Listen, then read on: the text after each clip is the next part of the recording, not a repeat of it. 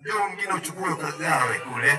Ule ni matatizo, magonjwa, misiba. Mwambie Bwana nakataa misiba kwa dhabihu hii. Kwa leo ile alikuwa mcha Mungu, akawa anawapa watu sadaka. Ikafika mbele za Bwana kwamba sadaka yako na sasa zifika mbele za Mungu kwa ukumbusho. Nani mwimbaji hapa aje apite kule asigawe gawe. Asante. Karibu mtumishi wa Mungu uendelee kubariki. Makutano Bwana Yesu asifiwe. Makutano Bwana Yesu asifiwe. Haleluya Bwana. Basi ni jioni njema ya pekee na ya baraka ambayo tunamhitaji Mungu katika jioni hii ya leo. Chukua simu yako ya mtu Mungu. Jamani Bwana asifiwe. Nadhani jana tulishajitambulisha kwa wale wageni tu ambao tujajitambulisha nao. Kwa jina langu naitwa Pastor Pius William Tibieleza, nimeokoka. Aliyeokoka ukisikia Tibieleza ujue ni mwisho wa leli. Jina la Bwana libarikiwe.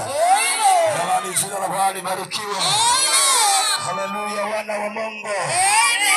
Mimi sinaga muda mrefu sana, ngoja niangalie na saa yangu. Weka tayari tu.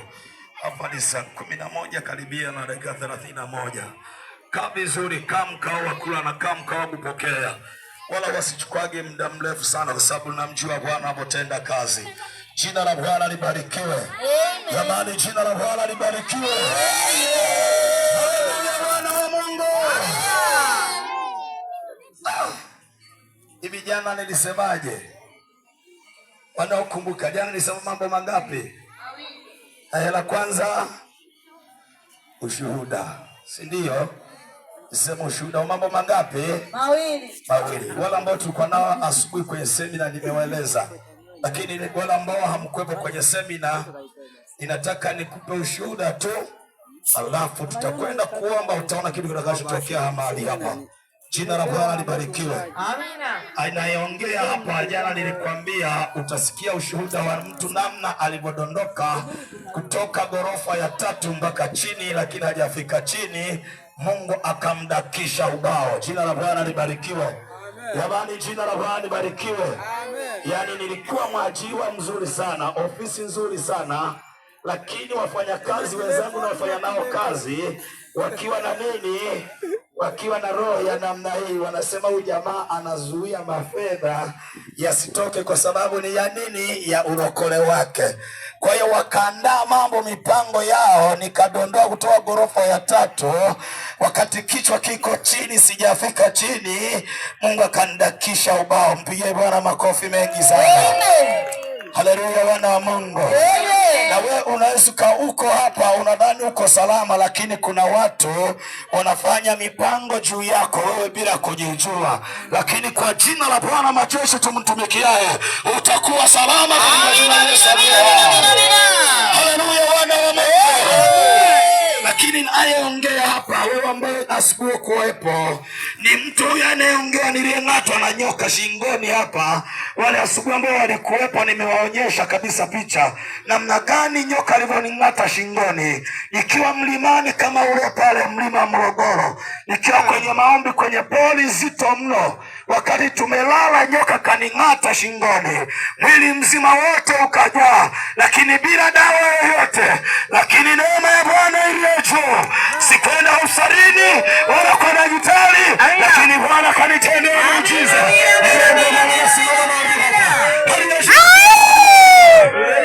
Nana leo tangu mezaliwa nikamatwa nyoka shingoni afa kawa mzima. Hapa si ndio penye ubongo hapa? Si ndio wana wa Mungu? Lakini sasa leo tuko hapa tunahubiri Injili. Alafu unasema kuokoka ni ushamba. Nani kakwambia? Tumevaa vizuri na mrefu nasema ni ushamba wewe. Haiwezekani bana. Wewe angalia bonge kama hapa nimemwona. Nimeona wamama wazuri wanaserebuka ndani ya Yesu. Kwa Yesu ni raha na change na baki. Yesu ni raha na change na baki na hakuna kuzeeka. Jina la Bwana libarikiwe. Amen. Hayo ukimwamini Yesu atakutendea mambo makubwa. Jioni hii ya leo nataka tukafungue neno la Mungu. Tuangalie kitabu kile cha Yohana Mbatizaji, ile sura ile ya 14 mstari ule wa 6. Na tukajisome hapo. Msomaji wangu isomee Yohana ile 14 ule mstari wa 6, tusikie maneno ya Mungu. Yohana sura ya 14 aya ya 6. Ndiyo. Nitasoma kama ilivyoandikwa. Ndiyo. Yesu akamwambia, ndiyo, mimi ndimi njia, ndiyo, na kweli na uzima. Ndiyo.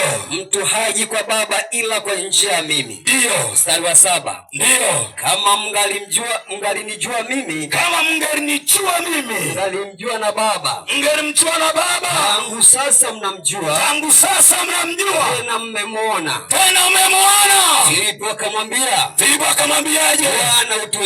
Bwana, utuonyeshe Baba yatutosha. Yesu akamwambia, mimi nimekuwepo pamoja na Yesu siku zote hizo. Usinijue Filipo? Aliyeniona mimi amemwona Baba. Wasemaje? Yatosha. Nenda kitabu cha Luka sura ile ya 17 mstari wa 19 mpaka 26. Sikia maneno hayo. Tuma kitabu cha Luka 16 mstari wa 19 mpaka 26. Luka sura ya 16 mstari wa 19. Ndio. Nitasoma kama ilivyoandikwa. Ndio. Akasema, ndio, palikuwa na mtu mmoja tajiri. Aliyevaa nguo za zambarau na kitani safi. Na kula siku zote kwa anasa. Na maskini mmoja jina lake Lazaro. Weko mlangoni pake. Ana vidonda vingi. Naye alikuwa akitamani kushibishwa kwa makombo yaliyoanguka katika meza ya yule tajiri. Hata mbwa wakaja wakamlamba vidonda vyake. Ikawa yule maskini alikufa. Akachukuliwa na malaika mpaka kifuani kwa Ibrahimu. Yule tajiri naye akafa. Akazikwa. Basi kule kuzimu aliinua macho yake alipokuwa katika mateso. Akamwona Ibrahimu kwa mbali na Lazaro kifuani mwake.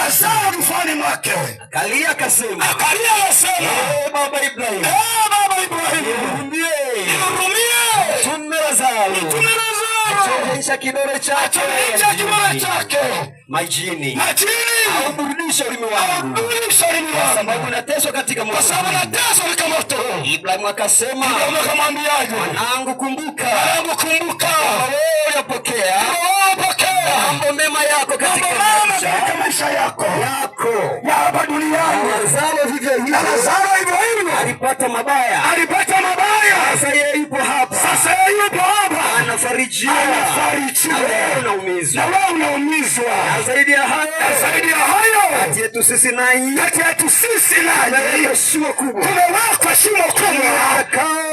Watokao kwenu kwenda kwenu, wasiweze watu wa kwenu watokao kwenu wasivuke kuja kwetu. Akasema basi Baba, kama mtume baba yangu,